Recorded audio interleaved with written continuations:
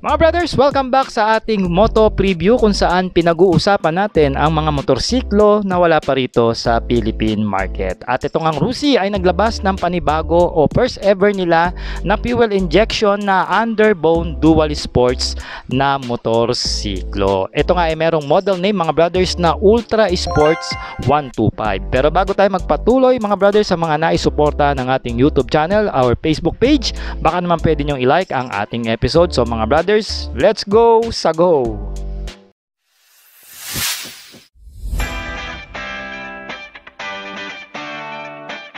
Mga brothers, available na sa Shopee ang ating riding jersey at iba pang mga riding gears na ginagamit natin. Nandyan yung link sa gilid ng video. Let's go sa go! Wala pa nga mga brothers na nilabas na official specs and official price dito ang kumpanya. At tayo ay magbe-base lang dito sa mga in-upload nila na picture dyan sa main page ng Rusi at kung ano makikita natin dito sa motorsiklong ito. Dito sa harapan mga brothers, mayroon siyang mid-rise na handlebar. Ito yung mga handlebar na pang scrambler o pang off-road, no? Na parang may suporta siya sa gitna. Makikita natin dito na matulis o maala robot na ulo ang kanyang headlight at naka-LED na rin yan. Ayun ang kagandahan. At yung turn lights niya is mismong nasa headlight na rin na naka-LED na rin ang bumbilya. Ang ating front suspension dito binubuo po ng telescopic port. Habang meron naman tayo ritong mahaba at high profile na front fender. Pansin ko kagad naka 17 inches ito na gulong na street tire ang goma. At sana maglabas din sila ng spoke wheel version na naka dual sports para naman sa mga mahihilig mag off-road. At habang ang ating preno rito sa harapan mga brothers is naka disc brake na rin po ito with the 2-pot piston caliper. Dito naman sa likod mga brothers, napaka-forma ng kanyang taillight na LED na rin at nandyan na rin mismo sa loob ng assembly yung pinaka turn signal lights niya, no?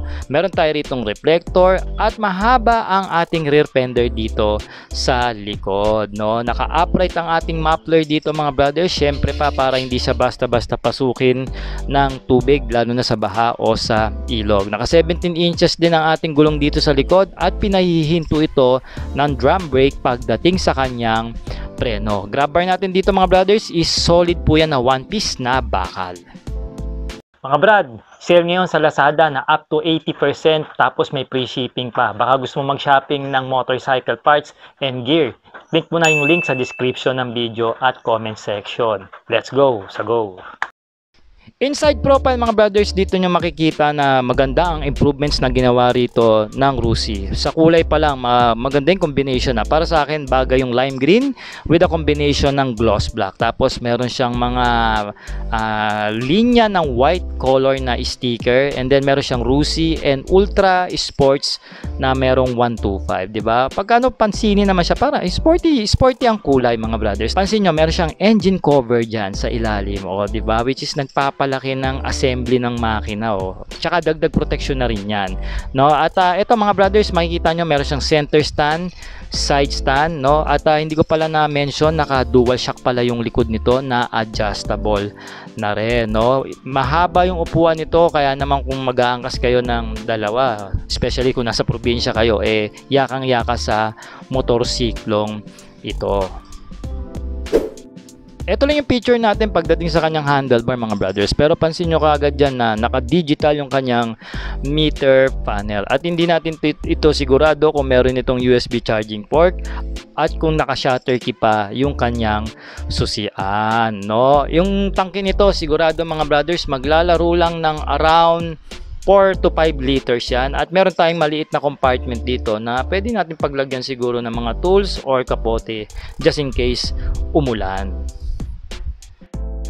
For now mga brothers, ito muna ang masasabi natin dito sa bagong motorsiklo ng Rusi. Ito nga yung Ultra Sports 125 na fuel injected. Ayan fuel injected na yan. Kaya sigurado namang malakas at the same time matipid siya sa gasolina. Sa presyo, wala pa itong official price pero estimated ko dito baka pumalo ito ng around 55 to 65,000 pesos. Ngunit ganun pa man, sulit pa rin, di ba? Kung mas mababa o di mas maganda, no? So mga brothers, abangan nyo ito at magkakaroon tayo nito ng walk around review at kung sakaling may magpahiram ng mga brothers, matitest ride natin yan. So mga brad, mag-comment naman kayo ng yes kung isa kayo sa naghihintay nitong bagong dual sports underbone ng Rusi. Ito nga yung Ultra Sports 125. Alright, so ako po si Art. Maraming salamat po sa pagsama nyo hanggang dulo dito sa ating preview episode. Ride safe and cheers!